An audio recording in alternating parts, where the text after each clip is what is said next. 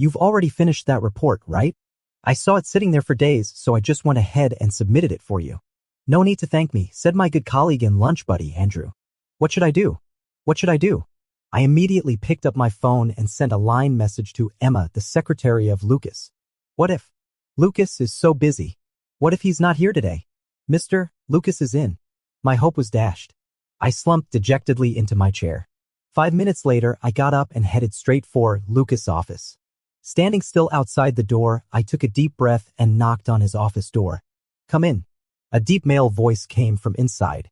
I strode in bravely like a warrior going to his death with unwavering resolve. Lucas looked up and saw me. He seemed a bit surprised. He rolled his chair a bit and asked me with a smile what I wanted. Well, Mr. Lucas, there are some problems with the report submitted this morning. I'd like to take it back and make some revisions. I tried my best to say the words that I had rehearsed countless times in my mind as smoothly as possible. However, when facing him in person, I felt extremely guilty and I stammered through my words. Lucas casually tugged at his tie.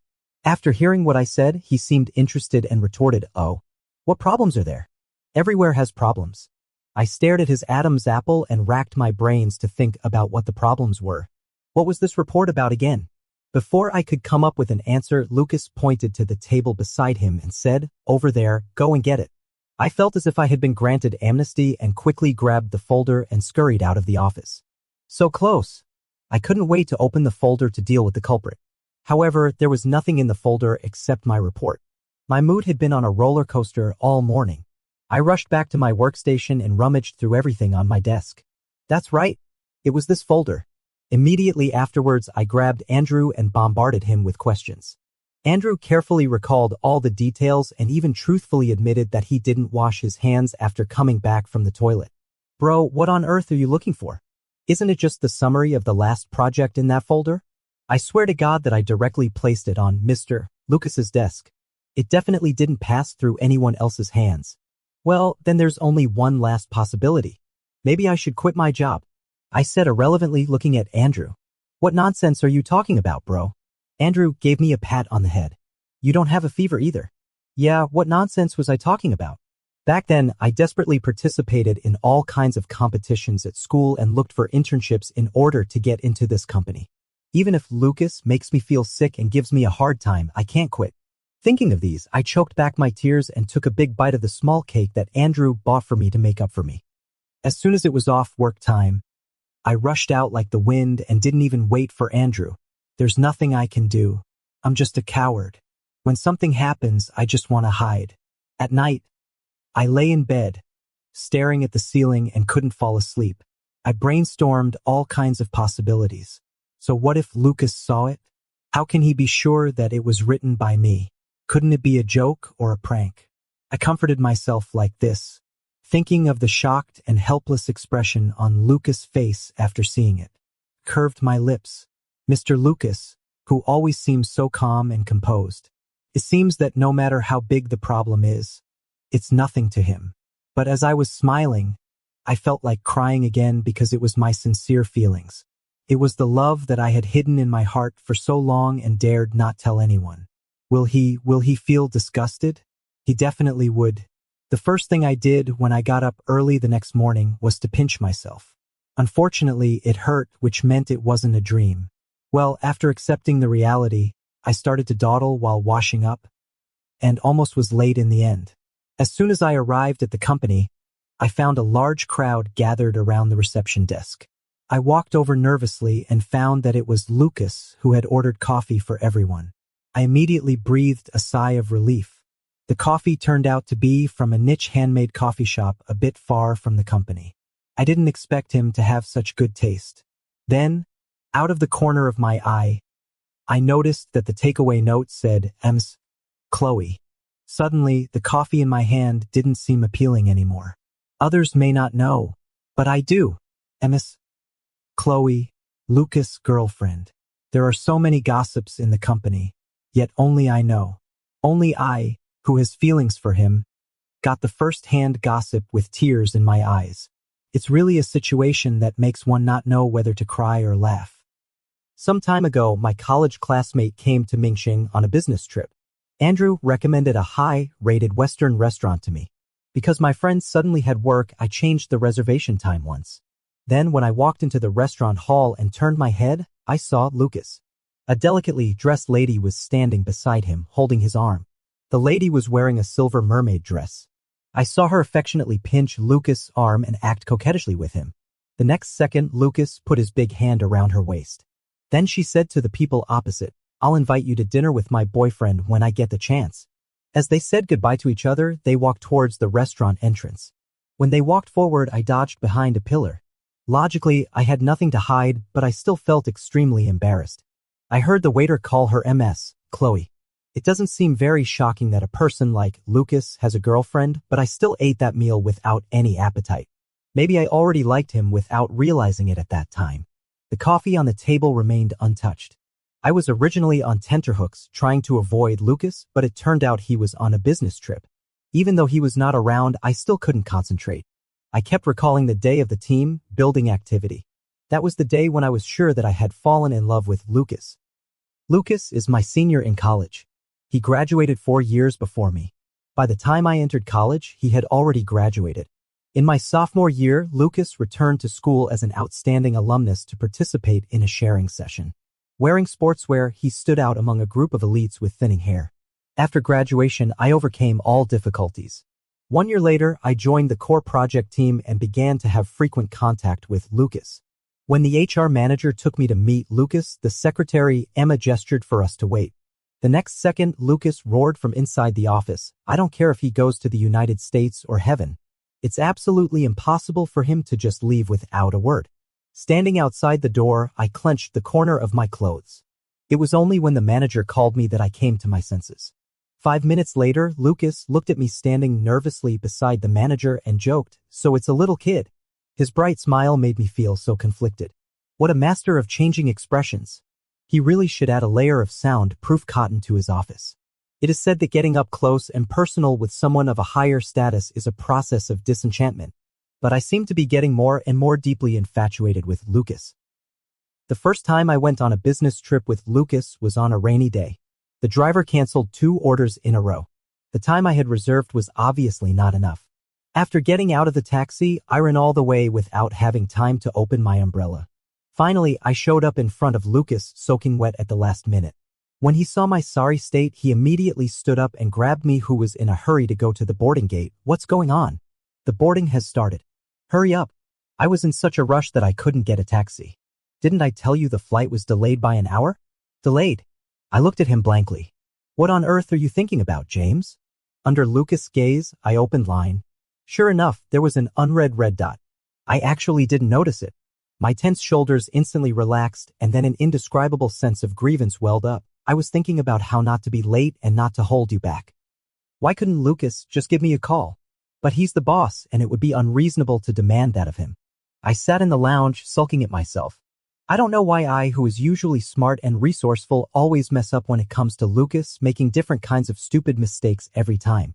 Soon, Lucas came back, holding a long towel and a hot coffee in his hand. He stuffed them into my hands helplessly. "What should I say to you? Hurry up and go to the bathroom to change your wet clothes. Isn't there any in your suitcase? Are you waiting to catch a cold?" "Oh." I took the towel and carried my suitcase towards the bathroom. Although I changed my clothes, I still caught a bit of a chill and fell asleep groggily on the plane. When I woke up, I found that I had leaned on Lucas' shoulder at some point. Lucas had his left hand on his leg and was typing with his right hand. I sat up straight like a carp leaping out of water, feeling a bit embarrassed. I accidentally fell asleep. "It's okay." Seeing that I was awake, he moved his left shoulder. "Now that you're awake, take another look at the proposal." At his words, all the little impulses in my heart seemed to hang themselves. Sure enough, he's a capitalist. I muttered quietly. Unexpectedly, Lucas actually heard me. He stared at me with a fake smile. "Speak louder." My hand is still numb. "I'm sorry. I'll look at it right away," I said obsequiously. "That's more like it." Lucas seemed to be amused by my reaction and accidentally let out a laugh. I was slow to react just after waking up. I saw a big hand flash in front of my eyes and land on my head, gently rubbing it a few times. I didn't take in a single word during the second half of the journey. It's hard to explain for a gay to fall in love with a straight man. Maybe the unconscious actions of that person take root in our hearts, sprout, and even grow a little flower of love. So I tell myself that it's not love. Not long after returning from the business trip, the company organized a seaside team building activity because of our good performance. A group of office workers let themselves go and got drunk. A young girl in the department got really drunk and proposed to play truth or dare. Lucas was originally wearing beach shorts and resting with his eyes closed on a lounge chair. Someone dragged him over forcefully. He was so bothered that he didn't want to spoil everyone's fun, so he joined the game. Seeing this, I quietly stepped back, trying to slip out of the crowd unnoticed. As a result, a colleague beside me grabbed me. "What are you hiding for?" "James, there's no way you can run away." Helplessly, I had to sit still. After a few rounds, the men and women were running around.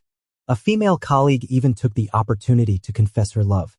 In such an atmosphere, I also had 2 drinks. I don't know when Lucas switched to sit next to me. A new round of truth or dare started again. Unfortunately, I was selected. The task was to make eye contact with the person beside me for 3 minutes. On my left was a new introverted girl in the company, and on my right was Lucas. Just as I was about to choose the girl, Andrew suddenly raised his eyebrows at me. I immediately had a bad feeling. Sure enough, then Andrew led a group of people to shout loudly, "Choose Mr. Lucas, choose Mr. Lucas." I gritted my teeth on the side. My good colleague and lunch buddy really thought about me so much. He was worried that I would feel embarrassed if I chose the girl and was too shy to choose Mr. Lucas. But I'm gay. I wouldn't be embarrassed to choose the girl. Just like that, I made eye contact with Lucas there. 3 minutes, 180 seconds. I couldn't see my own expression, but I could see Lucas's. He should have drunk quite a lot too. The alcohol was getting to him and his face was slightly red. I looked at his forehead, nose bridge, lips, and finally fixed my eyes on his smiling eyes. In the last 60 seconds, I couldn't control the urge to run away. I thought that if I had one more drink, just one more, I would definitely kiss him regardless of anything. During the 2 minutes of eye contact, I seemed to be unable to hear the colleagues' laughter and noise. I just stared motionlessly at my reflection in Lucas's pupils. So strange yet so familiar. I could hear the violent beating of my heart in my chest. Thump, thump, thump. Each beat was clearer than the last. I was the first to couldn't help but move my head, trying to pull myself out of the immersion in this situation. In the end, I got a penalty of 1 drink. I drank it all in 1 gulp and didn't dare to look at Lucas again. I quickly slipped away on the pretext of going to the toilet. Walking out of the crowd, I walked step by step towards the bathroom with my head down. The slightly cool sea breeze blew across my cheeks. At that moment, I was extremely sober. I heard a voice say, "You're finished, James." "Yes, I'm finished," I said to myself. As I walked, I looked into the distance. There was a crescent moon hanging over the sea, and I stopped in my tracks. If even the moon isn't full, how can I be perfect? Lucas came back after a week on a business trip, and I had nowhere to hide. Every day, I frantically gave myself a mental pep talk and went to work with a stiff upper lip. The slightest stir in the office could startle me, a guilty, feeling person. "Brother, why do you keep staring at the information board downstairs?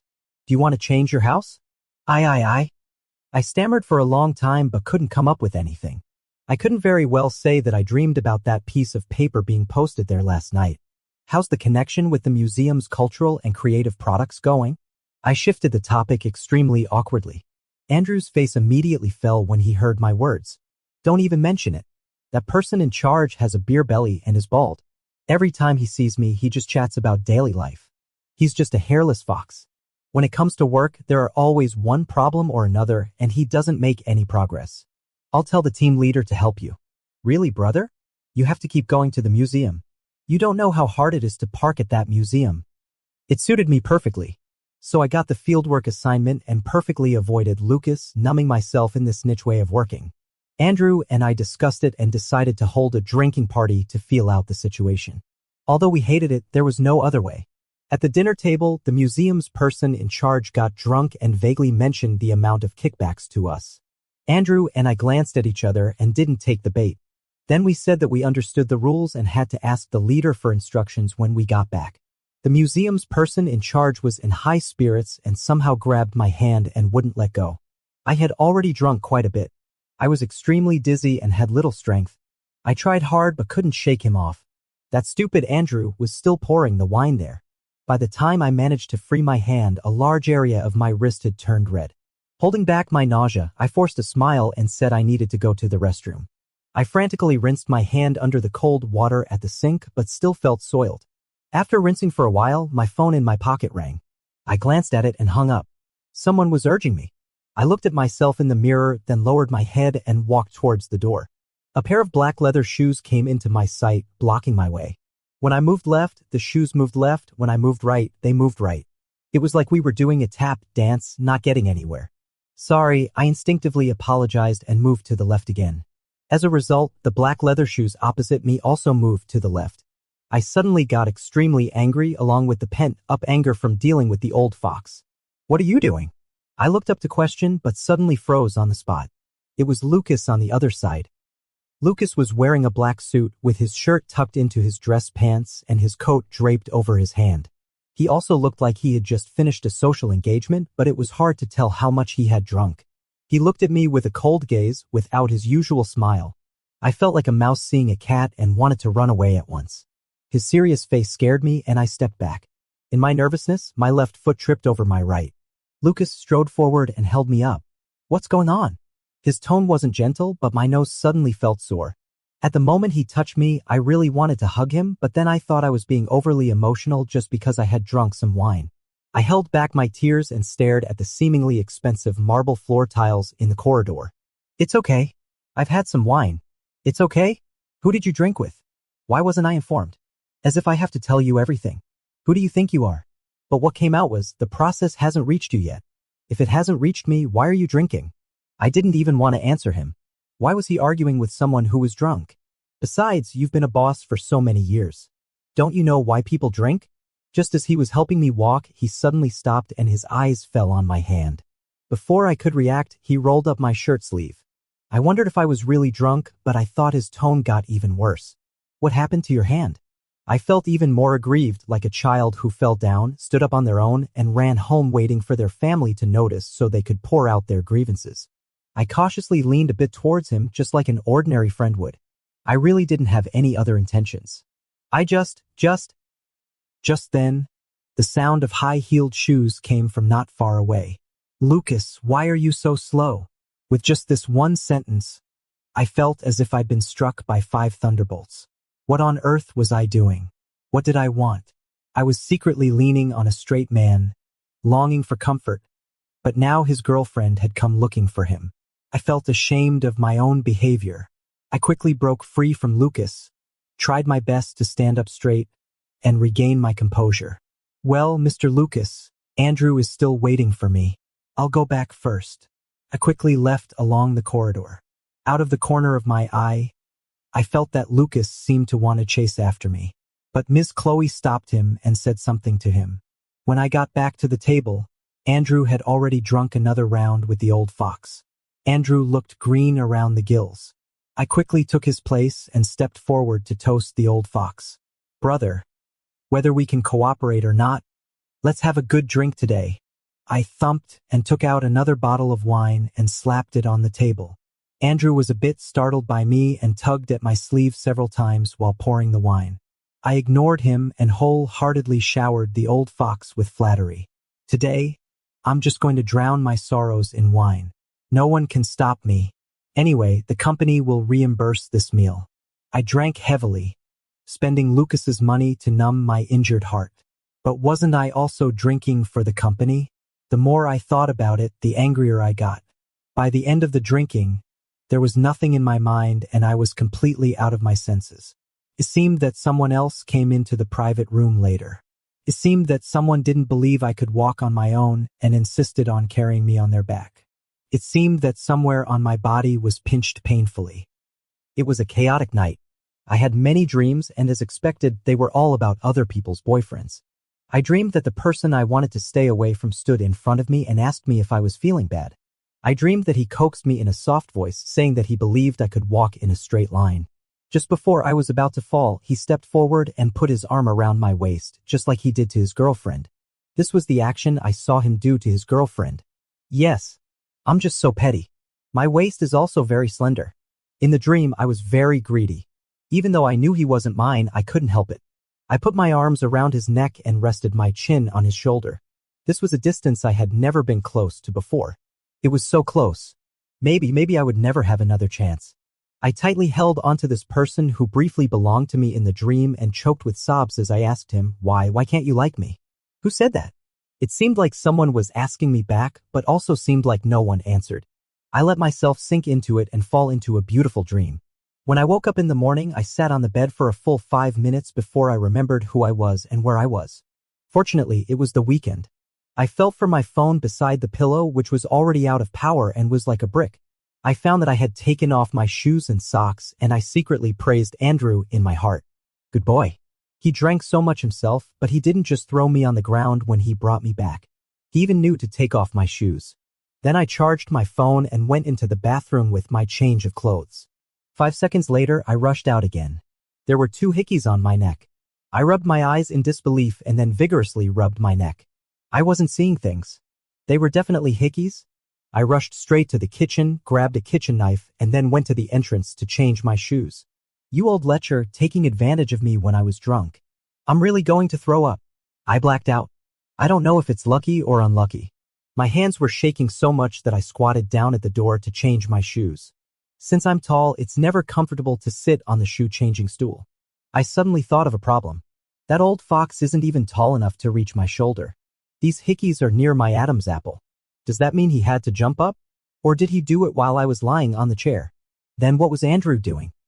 I put on my shoes and ran into the bedroom to turn on the computer. Sure enough, there were several unread messages online. Andrew, brother, I can't take it anymore. My head is me. How about you? I knew you weren't awake. That old man can really drink. It's been a long time since I drank that much. That old man even wanted to go for a second round later. Fortunately, Mr. Lucas showed up. What the hell? Who came? I almost dropped my phone. At this moment, a new line message suddenly popped up on my phone. Lucas, are you awake? I stared at it for a while, then turned off the phone and put it back. Like a robot, I stiffly and slowly walked towards the bathroom again. After taking off my clothes, I noticed 2 bruises on my waist looking like fingerprints. Standing under the water, I stared blankly and thought, could it not have been a dream? The warm water hit my face and some fragments slowly emerged before my eyes in the hazy steam. Lucas hugged me back as I shrank into his arms and gently patted me twice. Then he bent down and squatted in front of me. I know you can walk in a straight line, but can't I carry you on my back? I felt as if I was bewitched and lay on his back. It seemed that he carried me on his back for a very long time until I dozed off on his back. Then the scene jumped to my home. The moment he helped me into the door, I felt a strong force coming, and then I was pressed against the entrance. As soon as I opened my eyes, Lucas' face came closer. Then came the all-encompassing kiss. I had a bit of trouble breathing and struggled slightly. The next second, Lucas' big hand fixed the back of my neck, leaving me with nowhere to hide, and I could only passively endure it. His tongue slipped in nimbly and forcefully, and I instinctively clenched my teeth. He suddenly stopped and gasped in my ear, "Be good, open your mouth." I was bewitched by him again. I don't know how long the kiss lasted. Leaning against the door, my legs were so weak that I couldn't help sliding to the ground as soon as Lucas stepped back. He had no choice but to put his leg between mine to hold me up, and his big hand supported my waist. "You're so weak." Hearing his words, I was a bit unhappy and looked at him with wet eyes. "I don't want to like you." My tone was soft and had no power at all. The next second, the hand on my waist exerted force, and he picked me up and carried me towards the bedroom. After he put me on the bed, he seemed to want to leave. I don't know where I got the strength, but I reached out and wrapped my arms around his neck and pulled him down. He looked at me with a smile. "Don't you say you don't like me?" I couldn't answer, but my body was very honest and stubbornly refused to let go. "I'm not leaving. I'll go and pour you a glass of water. You drank too much. I don't want to like you." Obviously, I was drunk and couldn't be reasoned with. We were at a stalemate like this for a long time, so long that my arms seemed to be a bit sore. It wasn't until Lucas kissed me again that I let go. I felt my shirt being unbuttoned and the cool air from the air conditioner seeped in. There was a big dog licking my neck. Then a hand slipped into my clothes and pinched my chest, causing a bit of pain. The big hand wandered everywhere. I was like a fish waiting to be fried, dodging but never able to escape. The memories became clearer and clearer. Just yesterday, I was constantly worried about what would happen if Lucas saw that piece of paper. Now there's no need to worry at all. Because I kissed Lucas and almost slept with him. What on earth is going on? Was he also drunk? Am I about to become the male home wrecker that everyone on social media hates? What did he want from me? To say that it was all a misunderstanding? Then probably I'd have no choice but to quit my job. Right, I could just quit and go back to my hometown. I put on my clothes, curled up on the sofa and called Andrew. Yesterday, after you and the old fox had another round of drinks, you passed out on the table. You don't know how scared I was. I thought you had alcohol poisoning. That old man is really something. He can drink so much. You were already down, but he was still shouting, drink, drink, drink. Just then, Mr. Lucas suddenly knocked on the door and came in. How coincidental. Mr. Lucas said he met you in the bathroom. When the old man saw Mr. Lucas, he immediately stopped shouting and didn't go for the second round of drinks. He asked the driver to take me and the old man first and then come back for you too. Hey bro, why aren't you saying anything? Haven't recovered yet? You really drank too much. By the way, Mr. Lucas asked me to show him the cooperation plan with the museum on Monday. I made some casual excuses and hung up the phone, but still didn't reply to Lucas. I don't know what to say or how to start. I continued to slump on the sofa watching TV, but actually didn't take anything in. Just as I was spacing out, the doorbell suddenly rang. I shuffled over in my slippers to open the door, still thinking it was a courier. When I opened the door, I subconsciously reached out to take something and said thank you. There was no sound. It wasn't the courier. It was Lucas. My first reaction was to close the door. Lucas was quick-witted and propped it open, then squeezed in straight.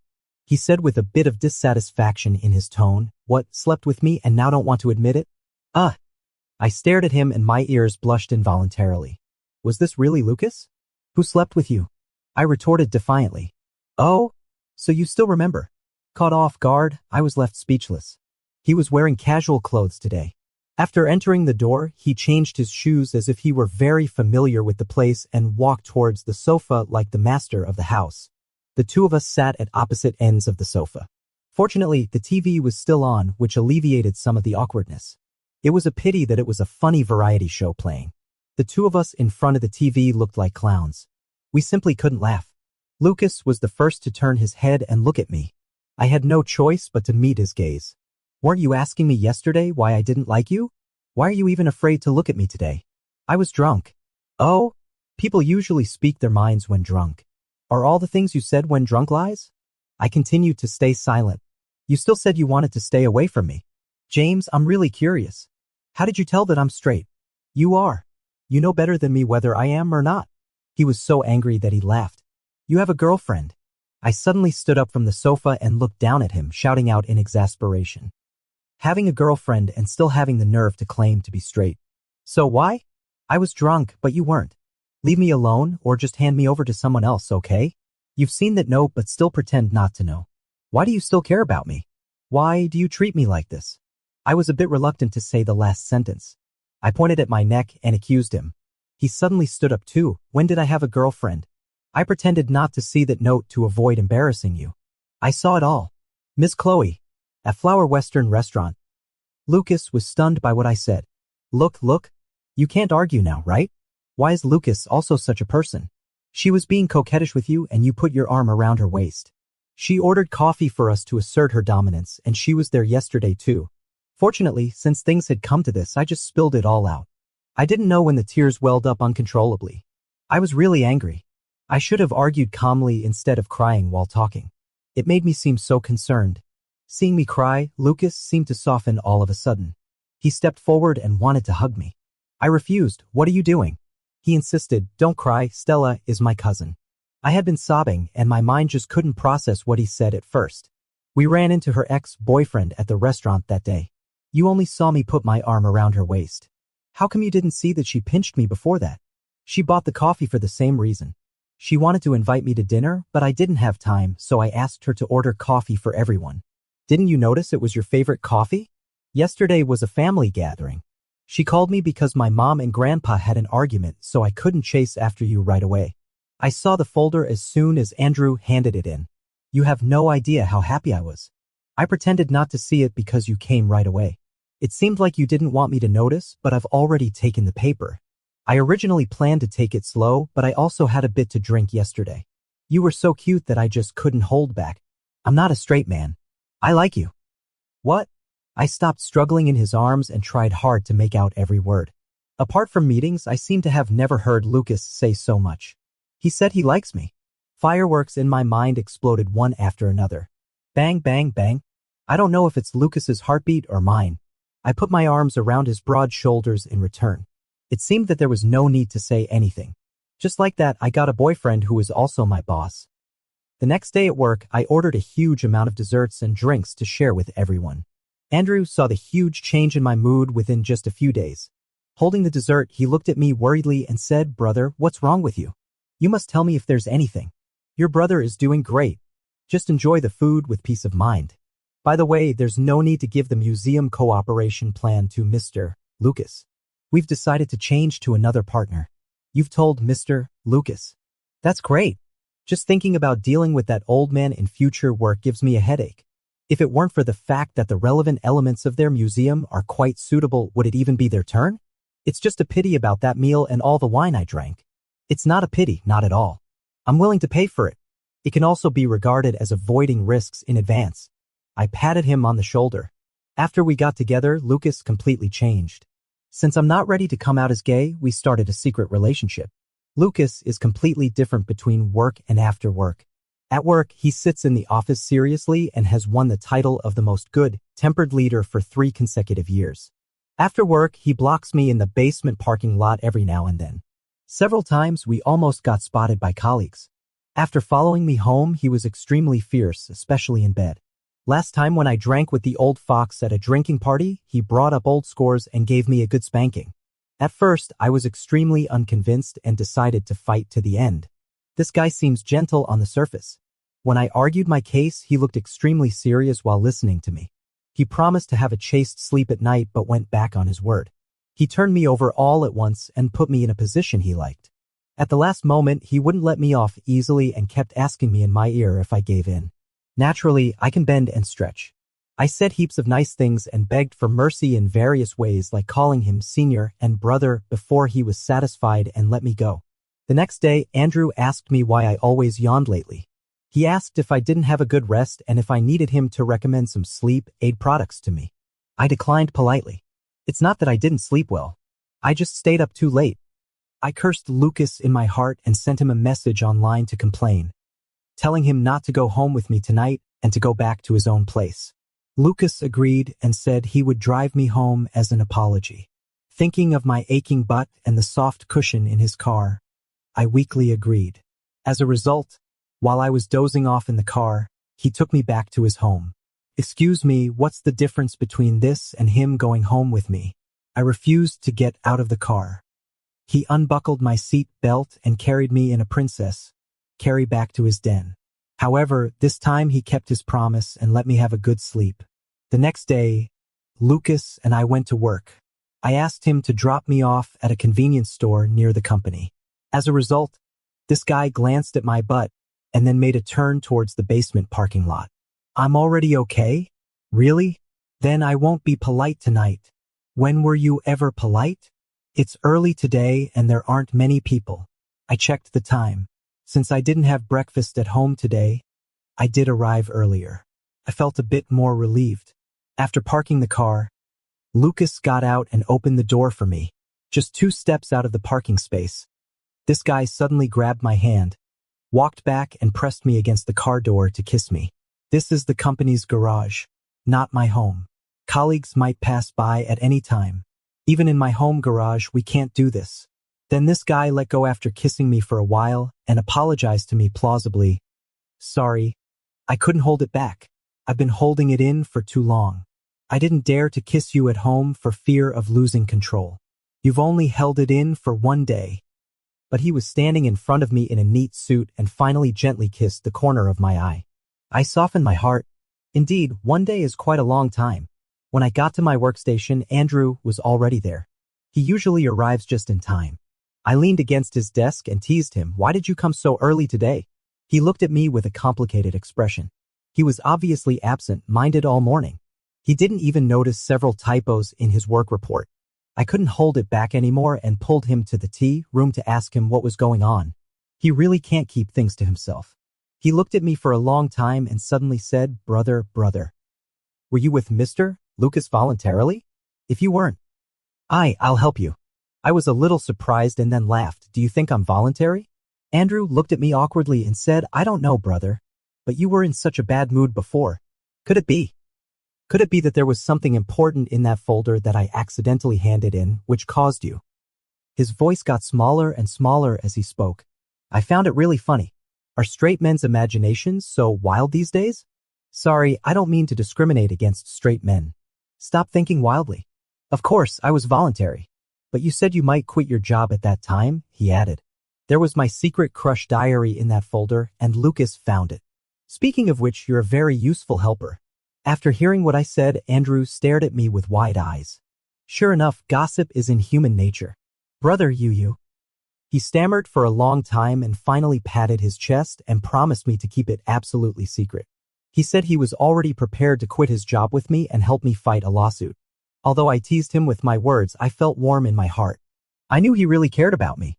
Thanks to this incident, my coming out to a small circle went quite smoothly.